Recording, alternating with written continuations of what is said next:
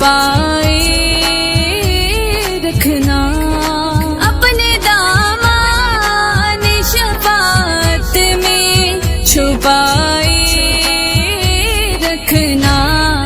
मेरे सरकार मेरी बात बनाए रखना, मेरे सरकार मेरी बात बनाए रखना।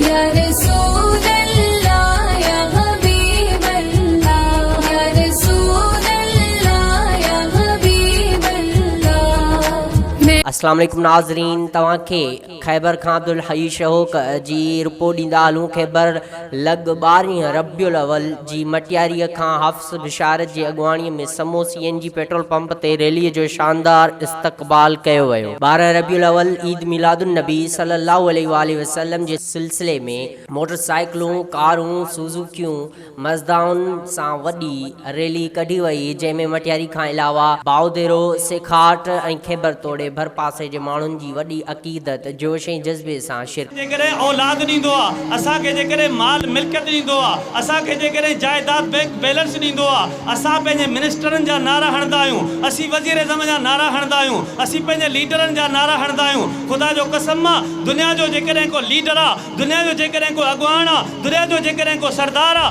आख़िर जो जेकॾहिं को सरदार अॻुवान आहे, के अल्लाह तबारक व तआला क़यामत जे ॾींहुं जेकॾहिं कंहिंजी ॻाल्हि मञींदो त आदम सफ़ीउल्लाह न, नूह नजीउल्लाह न, इब्राहिम ख़लीलुल्लाह न, बल्कि असांजे महबूब मुस्तफ़ा सल्लल्लाहु अलैहि वसल्लम जी ॻाल्हि मञींदो।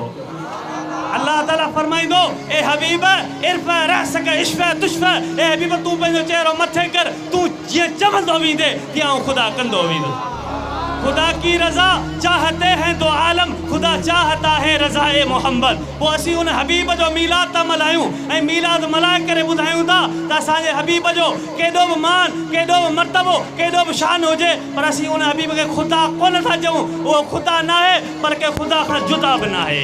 घर में को पुटु पैदा थींदो आहे, मिसाल जी ॻाल्हि, जेकॾहिं असांजे घर में पुटु पैदा थींदो त असांजी माउ उनजी ख़ुशि थींदी, पीउ उनजो ख़ुशि थींदो, भाउ उनजो ख़ुशि थींदो, दोस्त उनजा ख़ुशि थींदा।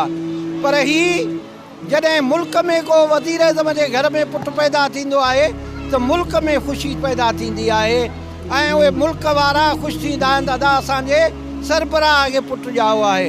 ही त मुंहिंजा अज़ीज़ दोस्त, काइनात जो वाली आयो आहे। जॾहिं काइनात जो वाली ईंदो आहे त काइनात में ख़ुशी थींदी आहे।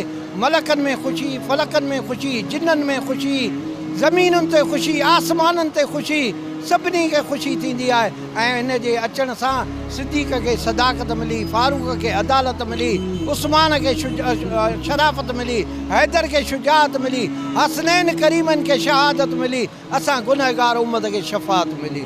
तंहिंजे करे असां महबूब करीम अलैहिस्सलातु वस्सलाम जो मीलाद मल्हाईंदा आहियूं। असांजो भाॻ आहे, ही भाॻ वारनि खे ख़ुशी नसीब थींदी आहे। ही मीलाद भाॻ वारा मल्हाईंदा आहिनि, निभागनि खे इहा ख़ुशी नसीब न थींदी आहे। सो अलाह ताला जेसिताईं ज़िंदगी आहे इंशा अल्लाह ताला मल्हाईंदा रहंदासीं।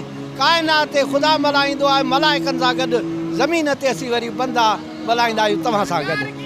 ख़ैबर लॻ हाफ़िज़ बिशारत मेमुण मौलवी अब्दुल गफ़ूर हुज़ूरी, मौलवी असगर अली ताहिरीअ जी क़यादत में 12 रबियुल अवल मिलादुन नबी करीम सल्लल्लाहु अलैहि वसल्लम जन सां मोहब्बत ऐं अक़ीदत जो भरपूर मुज़ाहिरो कयो। ऐं जॾहिं त रैलीअ में शरीक माण्हुनि नबी करीम सल्लल्लाहु अलैहि वसल्लम जे परचम लहराईंदे दुरूद पाक जो विर्द, नात ख़्वानी ऐं सरकार जी आमद मरहबा जी सदाउनि सां रैलीअ खे पुरनूर ऐं मुअत्तर कंदे जुलूस समो CNG पंप ते पहुतो, जिते आलम सगोरन नबी करीम सल्लल्लाहु अलैहि वसल्लम जी आमद जे मौक़े ते ख़िताब कयो त आम माण्हूअ खे पुट ॼमे थो त पंहिंजे घर में मिठाई विराए ख़ुशियूं मल्हाए थो।